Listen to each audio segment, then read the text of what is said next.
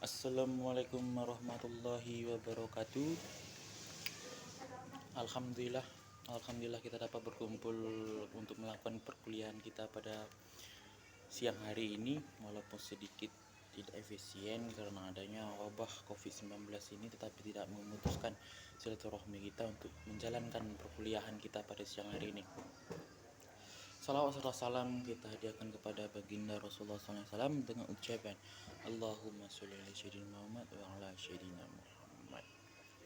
Baiklah kawan-kawan, sebelum masuk per materi atau pembahasan kami sebagai kelompok 2, izinkan kami untuk memperkenalkan diri kami. Saya moderator sekaligus per materi 1. Nama saya Marobi Joko Promo dan kawan saya per materi 2 Winnie Saputri, dan kawan saya satu lagi per materi 3 Yuni Saputri. Baiklah kawan-kawan, di sini kami tidak akan banyak mukadimah. Kami akan masuk langsung per materi 1, yaitu pembahasan pertama, yaitu teori masuknya Islam ke Asia Tenggara. Teori-teori ini ada beberapa teori. Yang pertama yaitu teori Asia Tenggara dari Arab. Yang kedua teori dari Asia Tenggara dari Cina. Dan yang ketiga teori India atau teori Gujarat. Adalah teori Arab. Teori menyatakan bahwa Islam datang langsung dari Arab atau tepatnya Hadramaut. Teori ini dikemukakan oleh Craig Foods pada tahun 1820 dan Kaiser pada tahun 1859. Yang kedua yaitu teori dari Cina, dikemukakan oleh Egridia dan SQ Fatimah. Menurut Eri, Canton pernah menjadi pusat perdagangan bagi para pedagang Arab hingga pedagang Cina memeluk Islam.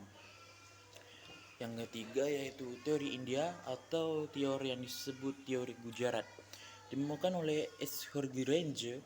Menurutnya datang dari Gujarat ini atau India, pantai Coromandel, semenanjung India. Hubungan dagang Asia Tenggara dengan India telah terwujud sejak lama.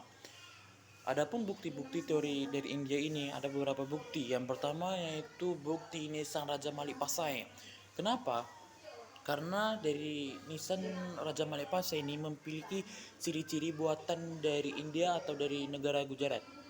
Yang kedua itu teori budaya, unsur budaya India amat banyak kita jumpai di negara Asia Tenggara.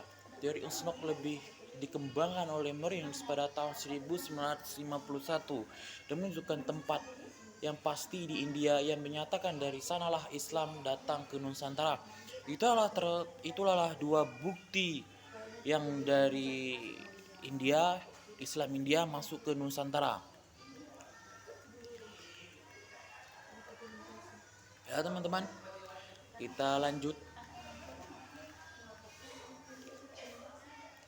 Ada juga beberapa teori, yaitu pertama teori lain yaitu teori Persia. Pintus teori ini adalah P.I. Hussein di Jiningrat. Teori ini berpendapat bahwa agama Islam masuk ke Nusantara berasal dari Persia. Dan ada beberapa bukti yang menunjukkan bahwa teori ini benar, yaitu peringatan Muharram atau Asyura sebagai hari peringatan Syiah atas syahidnya Husain.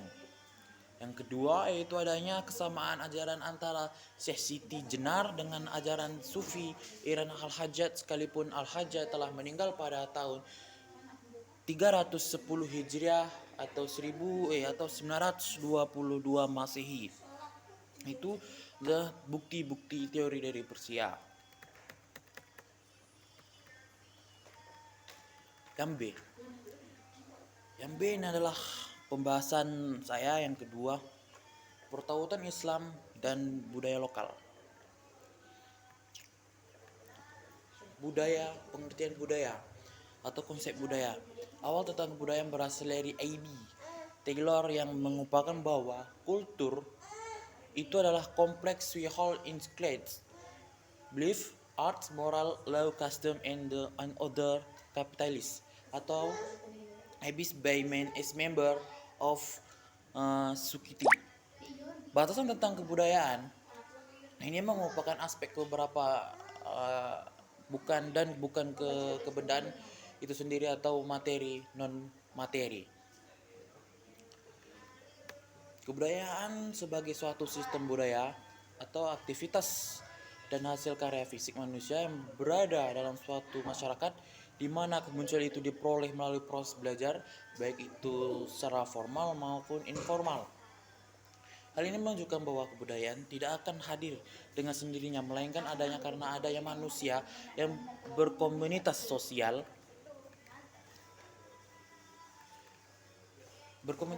sehingga antar manusia masyarakat dan kebudayaan saling mendukung.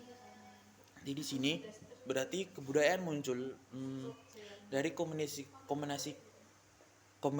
sosial dari masyarakat untuk melakukan budaya itunya sendiri. Manusia menciptakan kebudayaan sebagai usaha untuk mempertahankan hidupnya di muka bumi ini. Karena dengan kebudayaan manusia akan mampu melaksanakan tugasnya di muka bumi ini sebagai khalifah.